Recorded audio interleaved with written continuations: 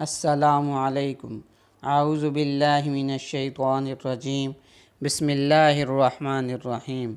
تو اس سے پچھلی ویڈیو میں ہم نے حضور پاک صلی اللہ علیہ وسلم گھر کیسے وقت گزارتے تھے اس کے بارے میں بات کی تھی، جس کا لنک آپ کو ڈسکرپشن میں مل جائے گا۔ تو آج کے ویڈیو میں ہم بات کریں گے کہ حضور پاک صلی اللہ علیہ وسلم کی گھر سے باہر کی زندگی کیسی تھی۔ حضرت حسین رضی اللہ تعالیٰ عنہ فرماتے ہیں کہ میں نے اپنے والد سے حضور صلی اللہ علیہ وسلم کی بار تشریف آوری کے متعلق دریافت کیا کہ آپ صلی اللہ علیہ وسلم بار تشریف لا کر کیا کیا کرتے تھے، تو انہوں نے فرمایا کہ حضور صلی اللہ علیہ وسلم ضروری امور کے علاوہ اپنی زبان کو استعمال نہیں فرماتے تھے، آنے والوں کی تعلیف قلوب فرماتے، ان کو مانوس فرماتے، متوحش نہیں بناتے تھے، یعنی تنبیہ وغیرہ میں ایسا طرز اختیار نہ فرماتے جس سے ان کو حاضری میں وحشت ہونے لگے، یا ایسے امور ارشاد نہ فرماتے جن کی وجہ سے دین سے نفرت ہونے لگے، اور ہر قوم کے کریم اور معزز کا اکرام فرماتے،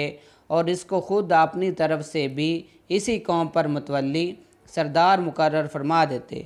لوگوں کو عذاب الہی سے ڈراتے یا مضر امور سے بچنے کی تاکید فرماتے، یا لوگوں کو دوسروں سے احتیاط رکھنے کی تاکید فرماتے، اور خود اپنی بھی لوگوں کی تکلیف پہنچانے یا نقصان پہنچانے سے حفاظت فرماتے،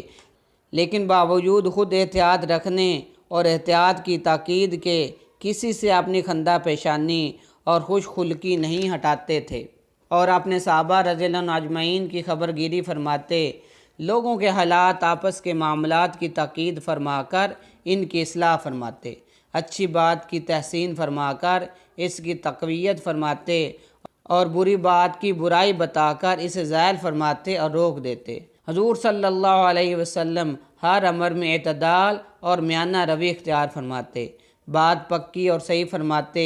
نہ اس طرح کہ کبھی کچھ اور کبھی کچھ، لوگوں کی اصلاح سے غفلت نہ فرماتے کہ مبادہ وہ دین سے غافل ہو جائیں یا حق سے ہٹ جائیں۔ ہر کام کے لیے آپ صلی اللہ علیہ وسلم کے ہاں ایک خاص انتظام تھا، امر حق میں نہ کبھی کوتاہی فرماتے، نہ حد سے تجاوز فرماتے۔ آپ صلی اللہ علیہ وآلہ وسلم کی خدمت میں حاضر ہونے والے خلقت کی بہترین افراد ہوتے۔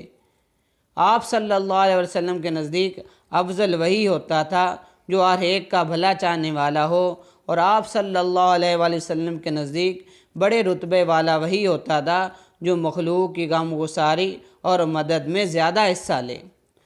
تو اللہ تبارک تعالیٰ سے دعا ہے کہ اللہ تبارک تعالیٰ ہمیں بھی آپ صلی اللہ علیہ وآلہ وسلم کی سنتوں پر عمل کرنے کی توفیق عطا فرمائے، اور ان کو زندگی کے اندر لا کر دوسروں کو اس پہ لانے کی توفیق عطا فرمائے، آمین۔